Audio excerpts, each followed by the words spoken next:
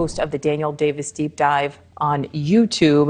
The IDF saying that this Hamas leader was killed in this recent strike. How does the IDF know who they are actually killing?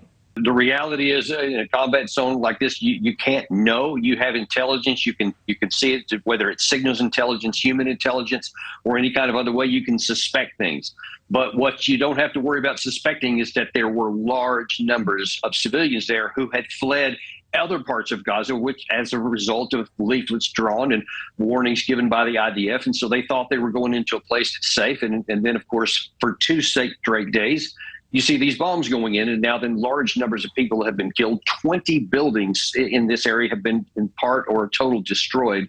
And of course, the question has to be asked, is this proportionate to what they may have taken out? If they even say they did get this one Hamas leader, is that commensurate with the amount of civilian casualties? And, a lot of people don't think that it is. And look, there's a bigger issue at play here for Israel, because this is extremely angering to the Muslim and Arab communities throughout the Middle East. And you see what it's doing in Turkey. It's really inflaming those situations. And it could also prompt Hezbollah to come in. And if Israel gets a two-front war, and in part because of how they're conducting this part of the war, that's bad for Israel. So there's more than just the moral component to consider here. Right, and I want to talk to you about, the civilian deaths, also the hostage situation. But before we do that, now let's go back to this crossing being open. Talk about the significance, of Americans, of people reportedly being able to enter Egypt from Gaza. Yeah, look, this is something I've been beating the drums out for quite a while now, that there have been up to 600 Americans that have been in prison, not in prison, but trapped by the Rafah Gate, and the State Department and the president hadn't been able to get Egypt, Israel, and the people at the gate to actually get everything figured out so that they could get the people out. And there was I think 1,700 people with foreign national passports trying to get out of there. So I'm glad some have gotten out, but I mean, we need to get them all out immediately, because those are our American citizens, just like anybody else. I mean, we want to get our hostages released. That's really hard, but it's not hard. We can get this done by pure political will. Right, because we're talking about citizens, as you said. We're not talking about hostages in that case. Let's talk about the hostages.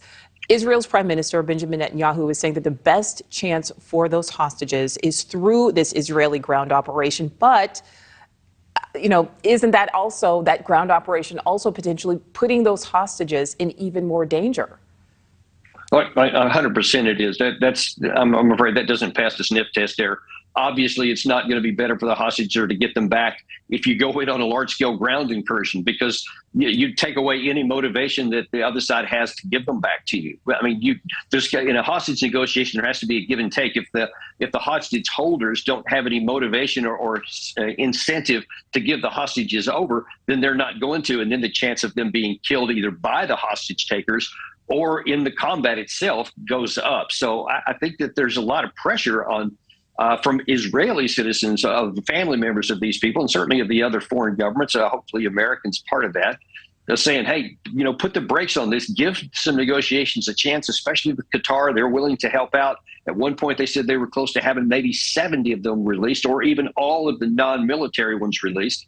That needs to be given a chance. And there's no other driving imperative that this has to be done right now, the ground incursion.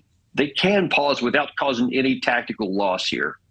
And Colonel, there's so many ways this could end. Obviously, this could be very prolonged. But just talk to us about the significance of this communication blackout again in Gaza. Today, there's apparently another severing of internet and communications. Just talk about what that means. Most likely that's done by the IDF to make it much more complicated on Hamas to actually react to what the Israeli Defense Forces are doing. So the Israeli Defense Forces are coming in on the northeast, on the northwest, and in the southern part of Gaza. It looks like they're trying to completely isolate that city, and they've got 3 separate incursions going along. And if you block off the communications from Hamas, then that makes it difficult for them to coordinate actions, to warn some of their other fighters in one area that something's coming in another. So that basically isolates their pockets of Hamas. And I'm sure that's, if not the sole reason, the primary one.